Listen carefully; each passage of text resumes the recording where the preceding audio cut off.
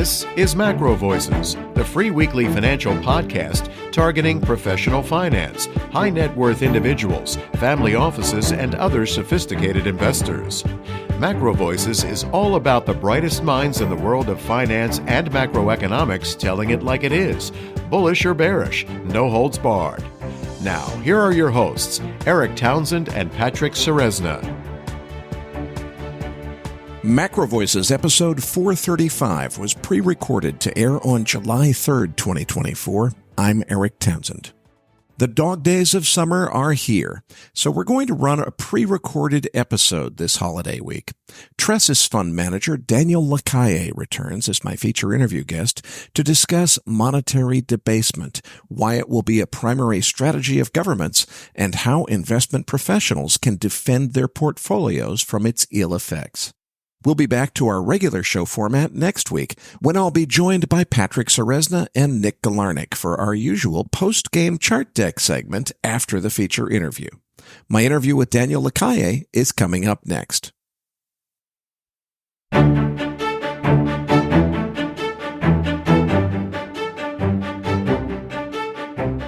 And now, with this week's special guest, here's your host, Eric Townsend. Joining me now is Tressis Chief Economist and Fund Manager Daniel Lacalle. Daniel, I've been dying to talk to you about some longer-term, big-picture issues. You know, back when we had zero interest rates, all of the doomsday bloggers were saying, mark my words, someday we're going to get back to 5% Treasury yields, normal interest rates. And when that happens, you're going to see the United States rack up an extra $1 trillion of national debt in a single quarter. And when that happens, it's all over, baby. The sky is falling. The world comes to an end. That's it. Well, Daniel, the crazy thing is almost all of that happened. We got back to 5% Treasury yields. We got the $1 trillion of additional U.S. national debt in a single calendar quarter, and nobody noticed. It didn't even make the news. I guess that probably is reinforcing moral hazard that a lot of people who say deficits don't matter feel like they've been proven right. We can just keep on printing money out of thin air. It seems like it doesn't cause any problems. What's going on here? How is it possible that this has happened without causing any major problems? And what does it portend for the future? I think that the big risk here is to believe that nothing is happening when a lot of things are happening all at the same time. And that is because the average analyst or the average consumer, the average citizen, thinks that a sovereign debt bubble or a crisis created by government spending bursts in the same way that a real estate bubble or a tech bubble.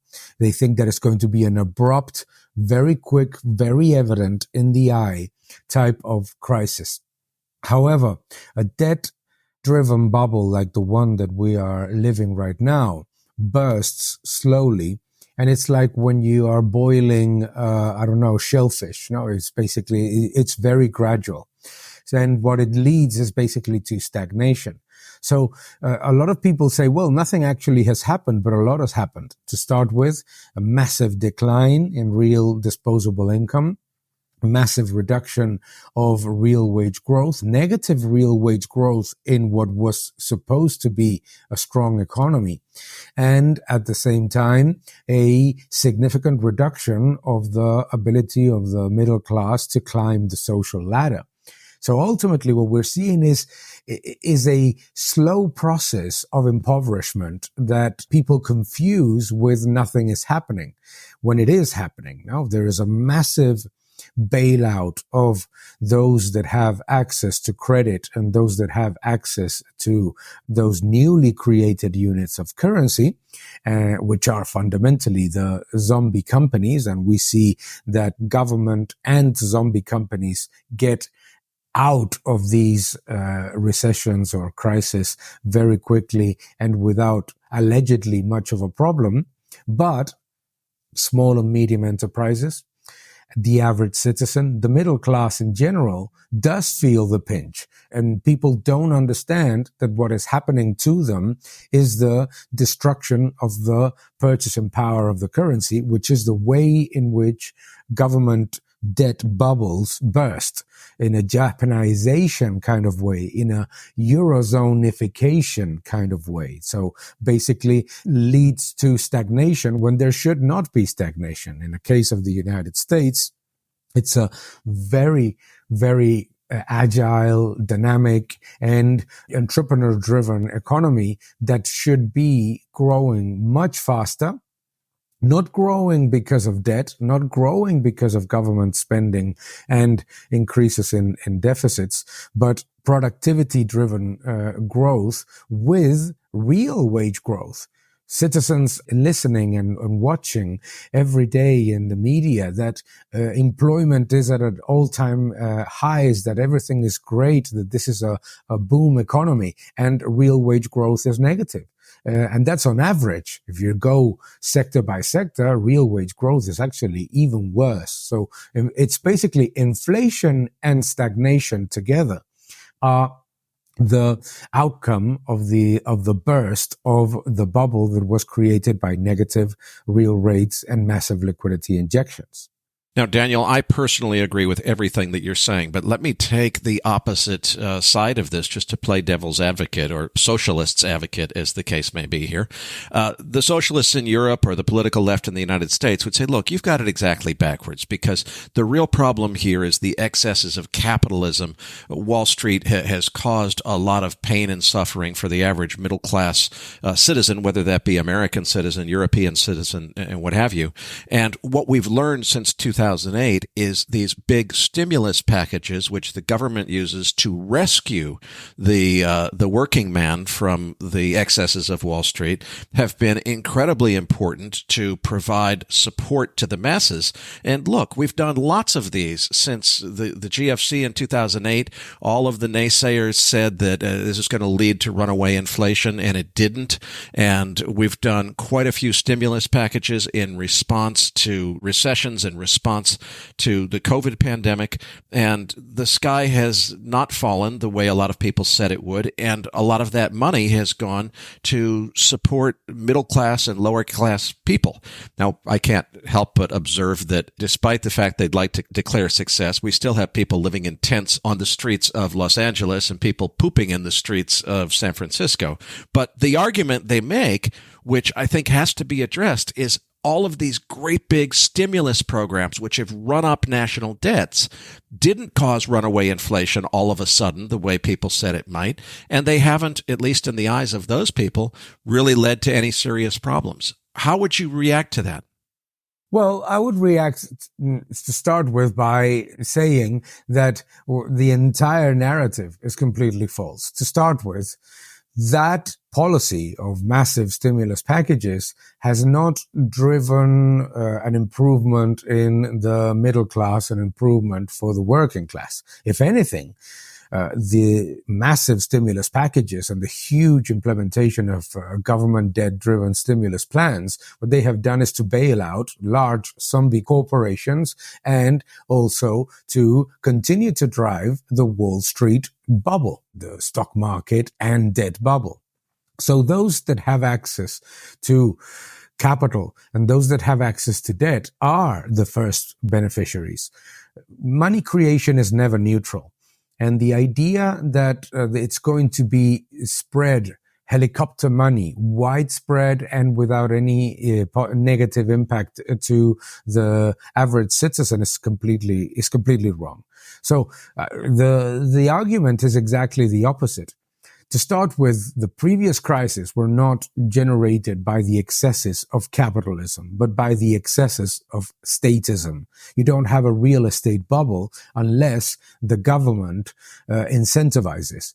You would not have had subprime lending if government would not have implemented a policy by which the government would give A rating, the highest level of rating, to mortgages provided by Freddie Mac and Fannie Mae to state-owned companies that were giving mortgages to people that did not have access to the ability to repay for those houses. The big problem here is to believe that the excesses of statism are the excesses of capitalism. Capitalism is about cooperation. Capitalism is about putting together the needs of capital and consumers in the best possible way. And capitalism has a distinct feature, which is creative destruction, which is that innovation, technology, etc., generates so much more improvement, such a larger improvement in the economy and in the access to goods and services of consumers, that there is a destruction that generates an improvement and progress. There is a destruction of the obsolete sectors. What this policy has done is to, on the one hand, zombify the obsolete sectors, and by that, making it more difficult to generate the newly added value jobs that are going to generate higher productivity. And also, it is very important to understand that the socialist narrative is that people are better off because of these policies. Yet, people don't feel better off, and rightly so.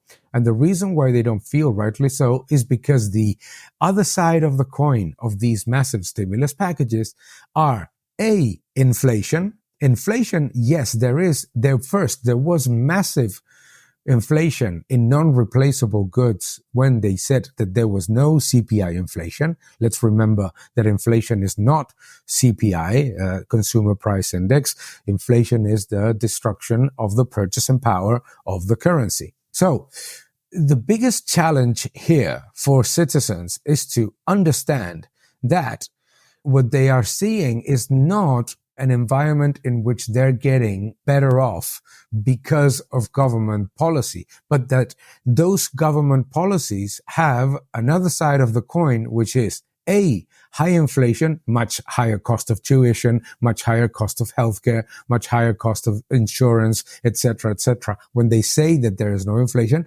and now high inflation. And second, and this is the key, is that it becomes more challenging for the lower and middle classes to climb the social ladder, because asset prices, they don't rise because the purchasing power of the currency is destroyed.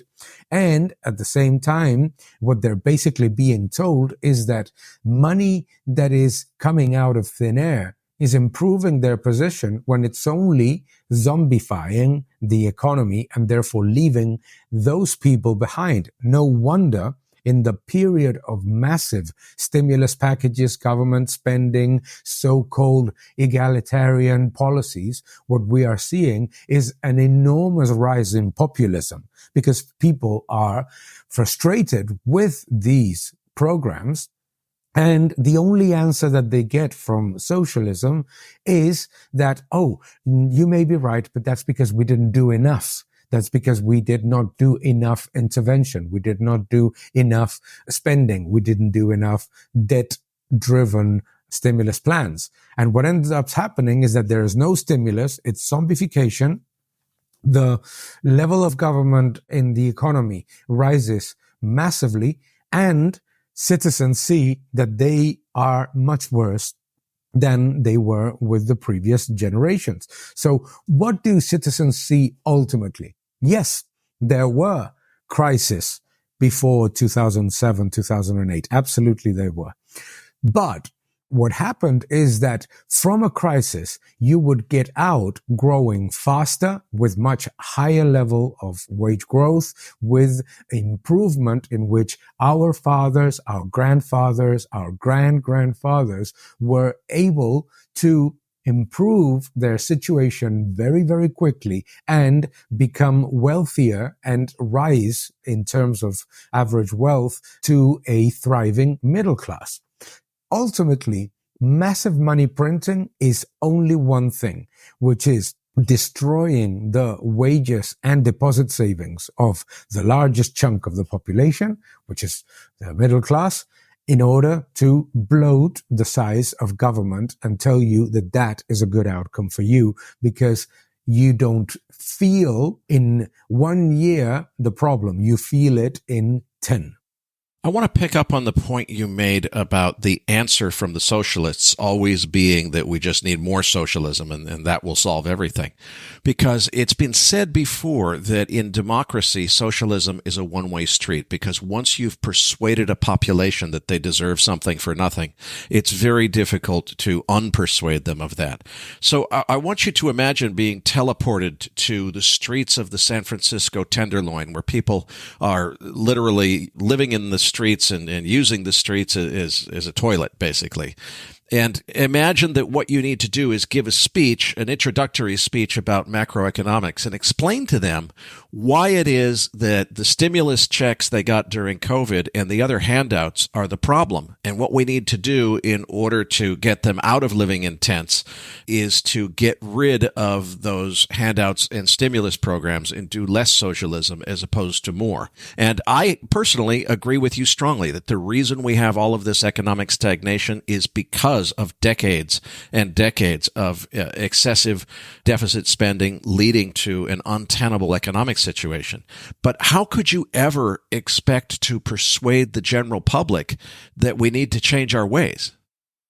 The first thing that I would say to those people is that what you think that the government gives you for free is always taken from the productive economy. There is nothing that the government gives that doesn't come from taking from the productive economy. So the idea that you cannot access goods and services and that the government is going to provide them for you is impossible when you are at the same time destroying or reducing significantly the ability of the economy to grow productively. The point that I would say to those people is very simple. There is nothing free in government spending.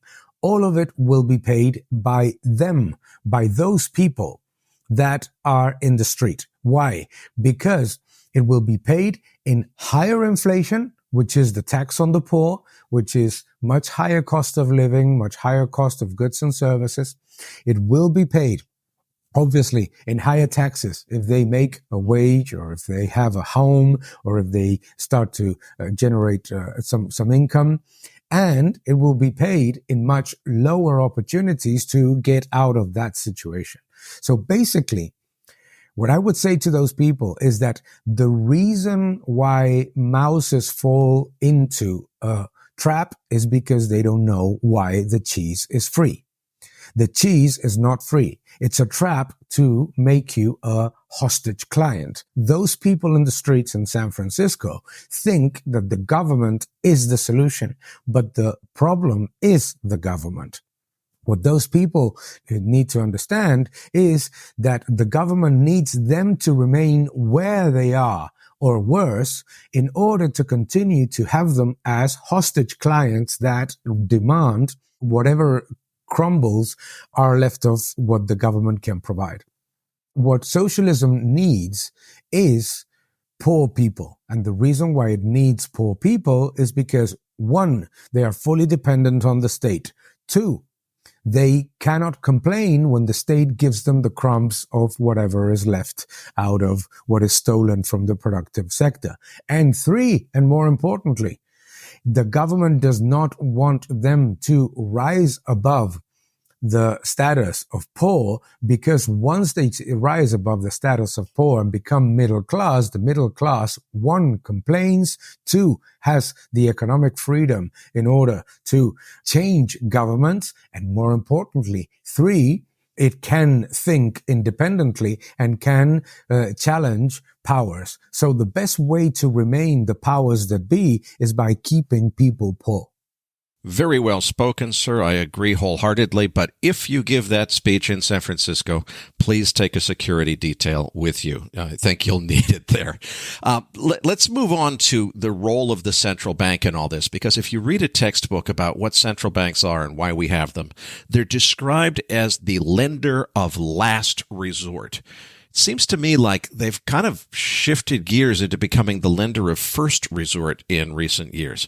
Is that accurate? Why is it happening, and what are the consequences?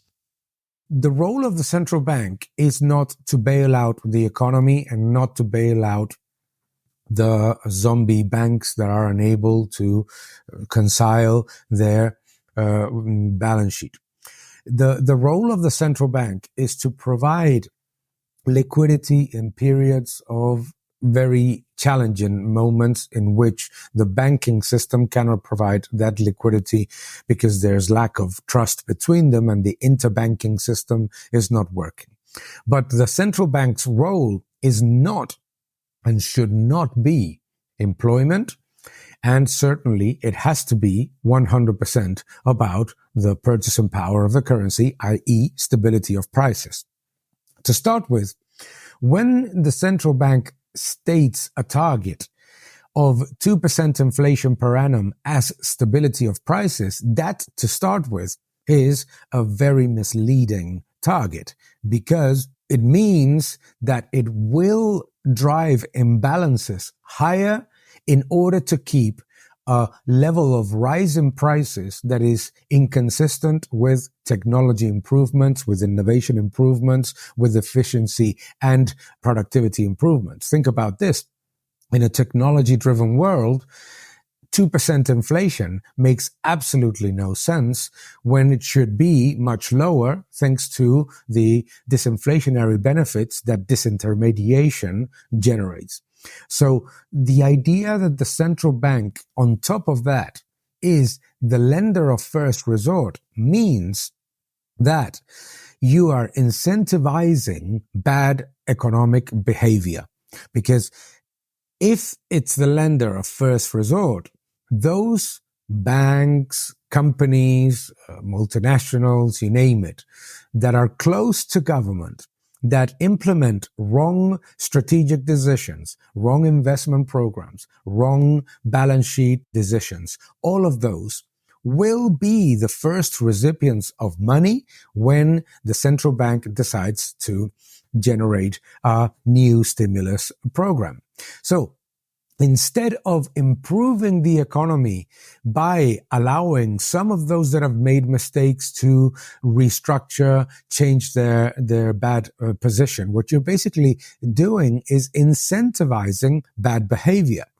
The central bank goes out and bails out a bank that decided to have a massive position in long-dated treasuries without hedging the duration risk. So if they get bailed out, what does any bank in the world decide to do? Hey, I'm going to continue to do that because I know I will be rewarded for misbehaving in my balance sheet decisions. In Europe, you see these enormous, very close to the government conglomerates purchasing companies all over the world, taking very risky and negative decisions in terms of capital expenditure, in terms of debt, in terms of inorganic acquisitions. And what happens when there is a next generation EU fund or a massive European Central Bank package?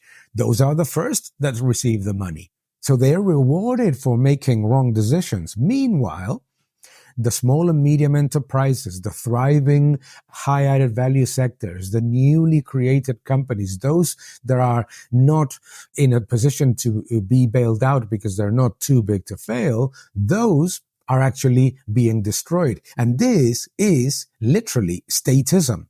The problem of people is that when they think of socialism, they look at the word and the word sounds nice because it has the word social there. This is statism, which is that everything and anything that is close to government gets bailed out while everybody else, workers and small and medium enterprises, suffer the consequences. I come back to the point that money creation is never neutral. It always disproportionately benefits the first recipient of money and always disproportionately affects negatively the last recipient of money, which are wages and deposit savings. So small and medium enterprises and workers always suffer.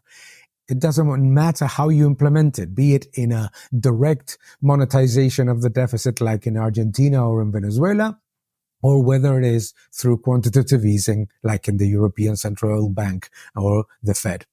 The problem here is that when the central bank becomes the lender of first resort, the process of credit creation and the positive impact of creative destruction and the positive impact of progress in general that allows thriving small companies to become larger, all of that process is being destroyed because there is one massive force that jumps in and bails out at the beginning the government and those sectors that are closer to the government.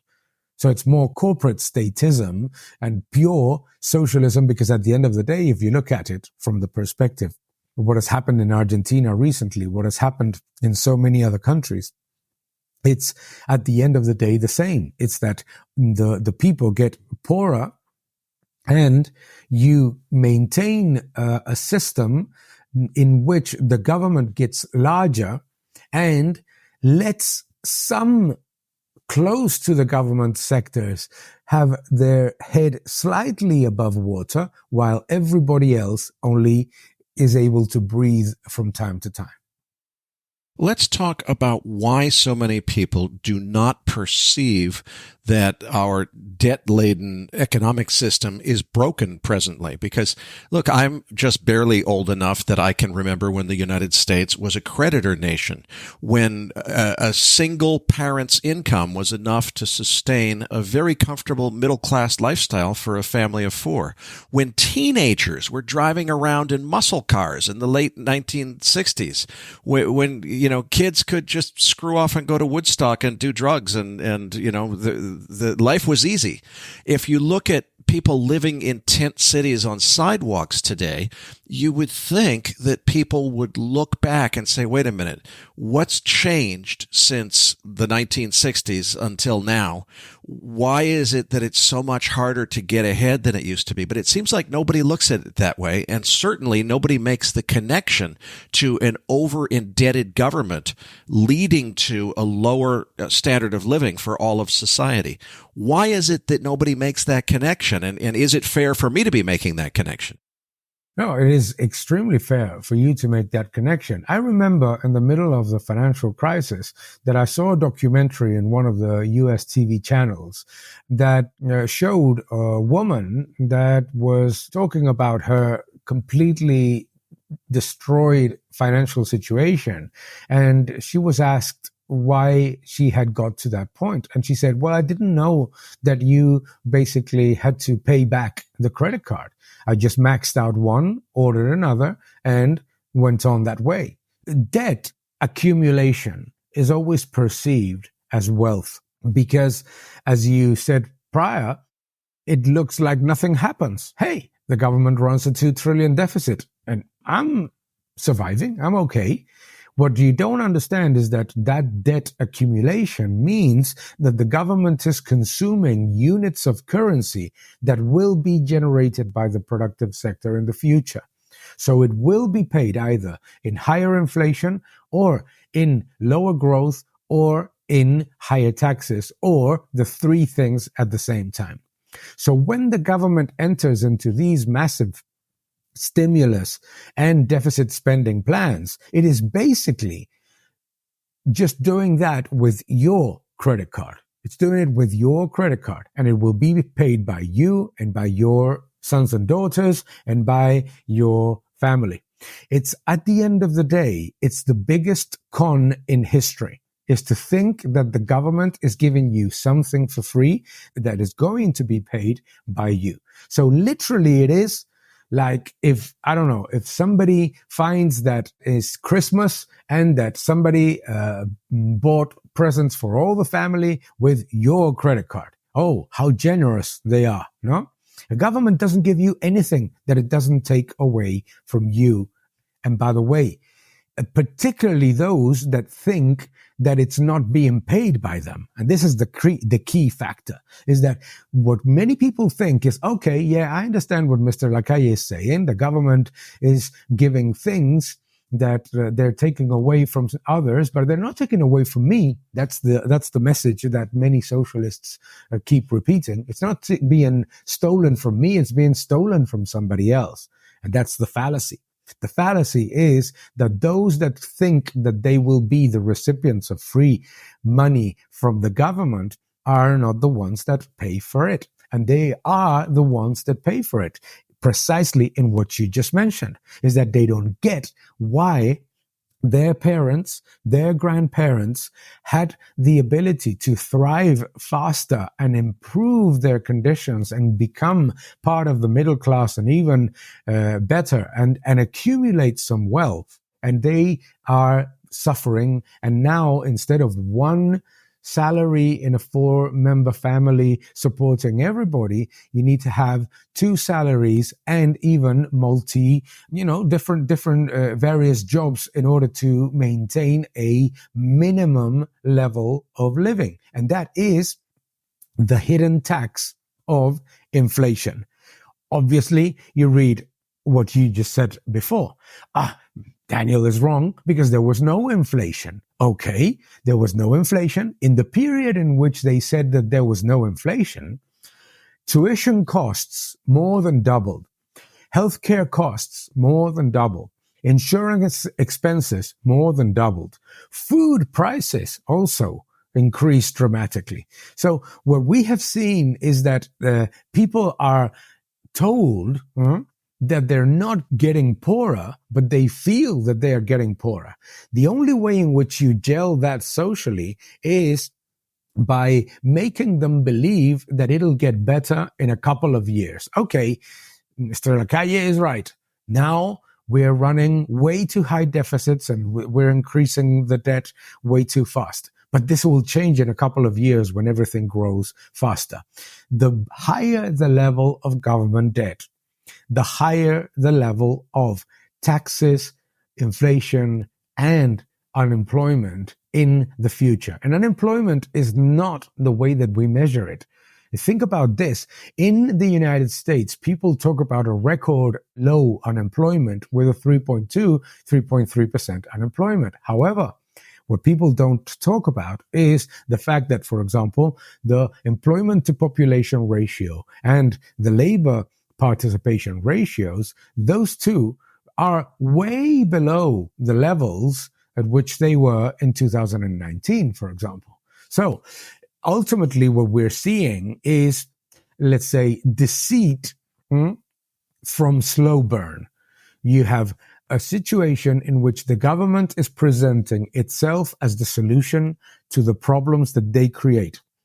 And therefore, when people see the negative impact in the economy of massive government spending and massive deficit spending, what the government says to them in an election is, don't worry, we need to spend more and we need to run a higher deficit. And that's because the mouse doesn't understand why the cheese is free. I agree with you, Daniel, but going back to what you said earlier about this being a slow motion process that happens over a long period of time, where there is no sudden event. So it's not like, okay, there was a stock market crash and all of a sudden the next day the company was laying people off and I lost my job, my neighbor lost their job. I understand the cause and effect. It's more like decades ago, before I was born, life was better. I don't remember that. I don't have any reason to make the intellectual connection that the reason life is no longer like that is because of over-indebted governments. That's something that's well beyond the comprehension of the average citizen. So I guess what it seems to me is, how does this cycle ever get broken? Why should we expect anything other than for governments to continue to just spend more and more into debt, as a lot of the socialist side of the political debate continues to insist that it's not a problem, until something breaks? And how long does it take, and what is the catalyst that causes something to eventually break? It's usually an inflationary burst. Unfortunately, people are always going to react that way, the same way as that woman in the documentary didn't understand why she was getting poorer as she was taking more credit card debt. It's certainly difficult because the perverse incentive is being laid out in the political discourse at the same time, which is, don't worry. Yes, we are running massive imbalances. but you're not going to pay for it. It's going to be paid by the rich. It's the rich. No? So socialism is always that. It's always trying to show you the two things, no? A culprit and a payer that is at the same time far away from you. You think it's far away from you, and it incentivizes envy. No? The problem is the rich. No? The problem is not a bloated government, because the problem of inequality is not between the rich and the poor in the United States. The problem of inequality is between the taxpayer and those that consume the budget. That is huge. That is the highest level of inequality. No? So the problem in the United States and in Europe is that, yes, it is never easy to tell people that this slow process is making them poorer. But it is true that, as we have seen in so many times in history, and we have seen it in the United States as well in the 80s, and we have seen it in countries in the ex-Soviet Union, we're seeing it in Argentina even, is that people suddenly say enough is enough. People say enough is enough because although the government will spend days on end and will have loads of allegedly specialists telling them that inflation is due to OPEC or to large corporations or to evil consumers or to hoarding, whatever it is, they will invent any and every reason in order to say that inflation is not something that the government is creating and benefits from. People always understand it. People always understand at the end that the inflationary burst is the price of those things that you thought that were free, that the government gave you. People ultimately understand that the government gave you a stimulus check and now you have accumulated 20% inflation in 4 years. That's what they understand. And it takes time, and it's not easy. It's not easy because of what you said, because it doesn't come up with a catalyst. It doesn't come with a catalyst. The Argentine citizens did not wake up one day with 140% inflation. The Argentine citizens started by being told that 10% inflation was because supermarkets were evil. That 10% inflation was due to corporation rising prices all at the same time. 30% inflation was because of the capitalist neoliberal system. 40% inflation was because of the lack of socialism. 50% inflation was because they had to do more. 60%, you see, there's unfortunately, let's start by reminding one thing. People are not stupid, but a slow process like this is difficult to understand by citizens when you have at the same time an enormous propaganda machine telling you that inflation has nothing to do with government deficit spending. No, people don't understand, for example, people do understand that printing money is one of the reasons why they're getting poorer. But what they don't see is the connection between printing money and government offering you allegedly free things, because they think that that's the evil Federal Reserve central bank. And I've read in some left-wing media that the reason why the Fed is creating inflation is because it's privately owned. No, the Federal Reserve or the European Central Bank only print money because the government deficit is way too high.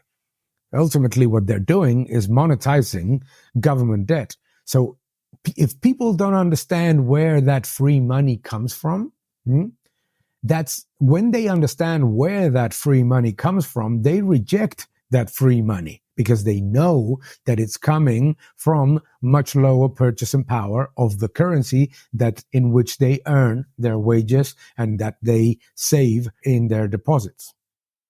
Unfortunately, it's beyond you and me to try to solve any of these problems for humanity. So let's focus, since this is an investing podcast, on how our investor listeners can profit from understanding this so that they have more money for governments to take away from them through taxation to spend on silly things that don't help. it seems like it's very tempting to say, well, okay, if an inflationary bust is the inevitable outcome, then we need to do things like just back the leverage truck up and buy gold. But Daniel, people have been saying that since August of 1971, that, the big inflationary bust is coming and that gold is going to save you and everything's going to be great. I think that there's no doubt in my mind that absolutely has to be proven right in the end. The problem is that people were about 50 years early in convincing themselves that the end was nigh. How do we know when the end really is nigh, and how do we navigate this investing landscape until we really do get to the end game? Well, you don't know when the end is nigh, obviously. If people knew when the end is nigh, it would be extremely easy to run a swap and organize the most profitable trade in history. So what you need to do is as an investor, is to run a balanced portfolio that understands monetary debasement. This means that in that portfolio, you need to have gold. You need to have precious metals because they are the base, the pillar of a portfolio that is going to fight against monetary debasement in a period in which obviously the other thing that monetary debasement does is to quote unquote inflate the asset base. So you need to have gold and precious metals, but you need to be invested in stocks, and you need to be invested in stocks that benefit from that monetary debasement. Think about all the things that we have mentioned about how printing money disproportionately benefits the first recipients of money and disproportionately hurts the last recipients of money. There is no wonder that technology giants are benefiting from that monetary debasement situation. One, because they generate enormous levels of cash, but they also have benefited from the newly created money to become those giants by capital increases, access to capital, etc., etc. So you need to have stocks, and you need to have stocks in the United States. Why? Because the monetary debasement process, and the reason why it's perceived to be slow, and the reason why it's perceived to be sort of something that is inevitable, is because the monetary debasement process is happening all over the world at the same time. And monetary debasement is not an absolute game, it's a relative game. So the dollar strengthens relative to the euro, although the US dollar loses purchasing power for US citizens, inflation, no? So in that process, you need to understand that there is a reason why you are getting a disproportionate difference in the returns of United States stocks and United States assets. Very simple. Those things, those assets, are the ones that are benefiting from the monetary debasement, from the global monetary debasement that makes the dollar relatively strong against other currency, particularly in emerging economies. And at the same time, the monetary debasement that is happening all over the world. So you need to be invested. Having deposits is the worst. Deposits in cash is the worst thing that you can do, because that is going to be destroyed via inflation and obviously taxation. You need to be in precious metals. You need to have some portion of real estate and private equity, and you need to have a portion of stocks. Which asset class, in my opinion, is the one that is riskiest in a global debt bubble generated like the one that we are seeing right now? To me, sovereign debt is the worst of them all, because the two most misleading words in the financial sector are fixed income, because it's not fixed and it's not an income. So we need to understand that bonds are not working the way that they worked in the 50s and 60s to help the middle class become stronger. Bonds, sovereign bonds, are actually detracting from the ability of the middle class to gain some wealth, because the real yield of those bonds is very low and relative to the level of core inflation in particular. And the underlying asset is also being debased. When you print money and you generate inflation, what the government is basically doing is slowly eroding the value of the debt that they issue. So for an investor, you cannot predict when the end of the monetary debasement process will happen. But what you can certainly do is to benefit from the process by understanding that it's a monetary debasement process in which the world reserve currency strengthens in relative terms, although it continues to lose purchasing power. And we are seeing a gradual domino effect in which emerging market currencies are losing faster their purchasing power than developed economies ones. It's the vacuum effect of the world reserve currencies, and those are at the same time losing purchasing power for the citizens internally. That's why you need to have some level of hard assets, gold and precious metals, but you have to be invested in stocks. And if you have to choose stocks in one area or another, I always would prefer the United States because it's where you get the highest level of identification of interests of the small investor with management through buybacks, through dividends, through the level of exposure to the stock price of the management of companies. Hang on a second. The whole theory of the 60-40 portfolio, back when that used to work, was you really need some kind of hedge to offset. There's always going to be ups and downs in the stock market.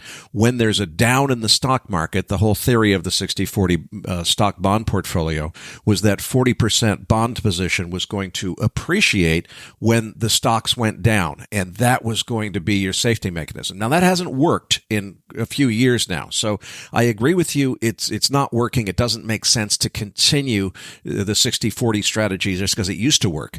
But is there a replacement for bonds that can have that hedging effect to offset the bumps in the road in the stock market?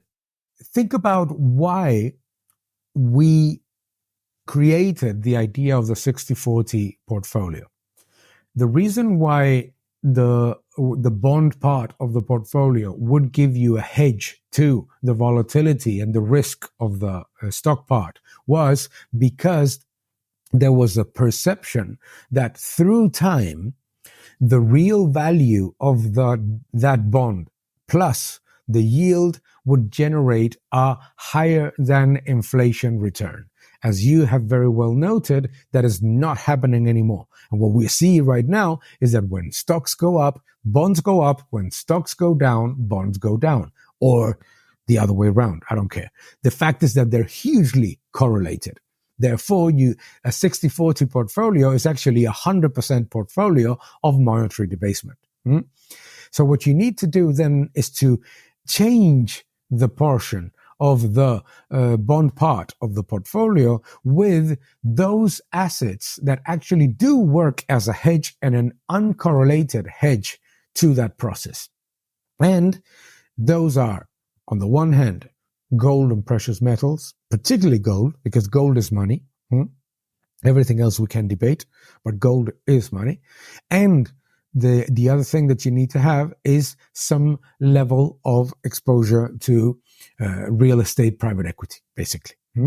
So ultimately, that is what gives you some kind of real return over time.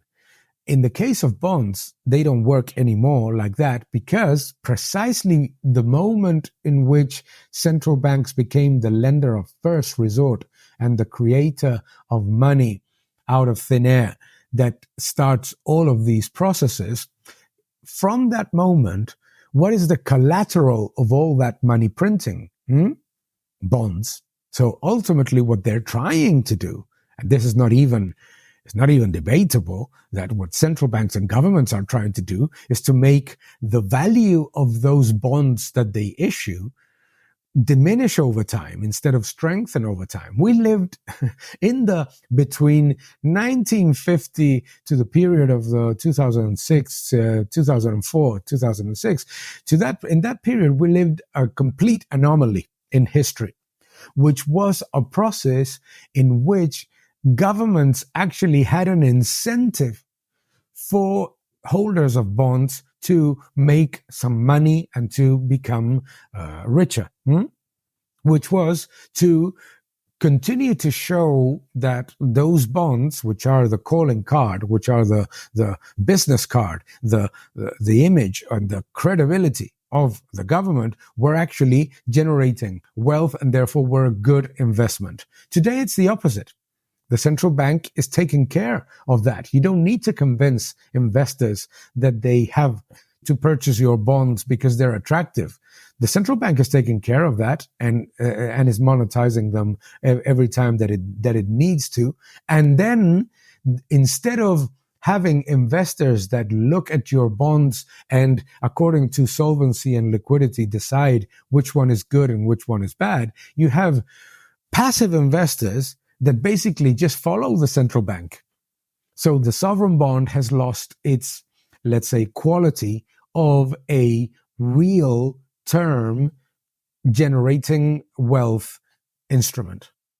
Well, Daniel, I can't thank you enough for a terrific interview. Before we let you go, though, please tell our listeners a little bit more about what you do at Tressis. You're a fund manager there and chief economist, and how people can follow your work. You've also written several books, so maybe you can tell us about that as well. Thank you. Yes, I've written 4 books in English. The last one is called Freedom or Equality. It talks a lot about all these things that we have discussed today. I also wrote Escape from the Central Bank Trap, which looks at what can be done from a realistic perspective about the situation with excessive money printing. I also wrote The Energy World is Flat with Diego Parrilla, which is a book about what is going on in commodities and what we expect to be the future for the commodity and the energy world. And finally, my 4th book is Life in the Financial Markets, in which I explain my experience as an investor in throughout the financial crisis and beyond. It's very easy to follow me. I'm on Twitter, _Lacalle_IA. I'm on YouTube, Daniel Lacalle in English. I have a website, dlacalle.com, which is one part in Spanish and one part in English. So it's always easier to find me than to avoid me, I always say. So I think it's not difficult. And what I do is basically I'm an economist. I also teach at the IE Business School about global macro and monetary policy. And I always have an eye on the markets. That's why I like to continue to be a fund manager. That's a wrap for this week's show. Patrick and Nick will be back next week when we return to our usual show format with a post-game segment.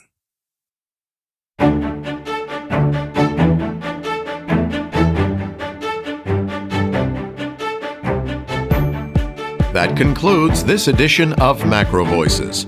Be sure to tune in each week to hear feature interviews with the brightest minds in finance and macroeconomics. MacroVoices is made possible by sponsorship from BigPictureTrading.com, the Internet's premier source of online education for traders. Please visit BigPictureTrading.com for more information. Please register your free account at MacroVoices.com. Once registered, you'll receive our free weekly Research Roundup email containing links to supporting documents from our featured guests and the very best free financial content our volunteer research team could find on the internet each week. You'll also gain access to our free listener discussion forums and research library. And the more registered users we have, the more we'll be able to recruit high-profile feature interview guests for future programs. So please register your free account today at MacroVoices.com if you haven't already. You can subscribe to MacroVoices on iTunes to have MacroVoices automatically delivered to your mobile device each week, free of charge.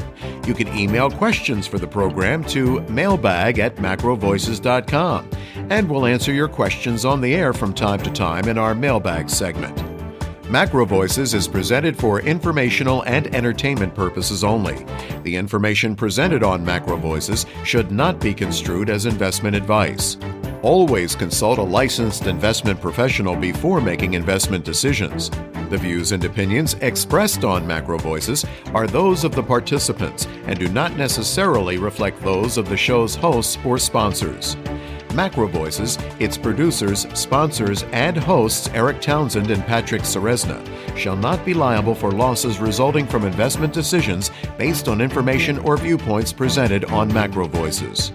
MacroVoices is made possible by sponsorship from BigPictureTrading.com and by funding from Fourth Turning Capital Management, LLC.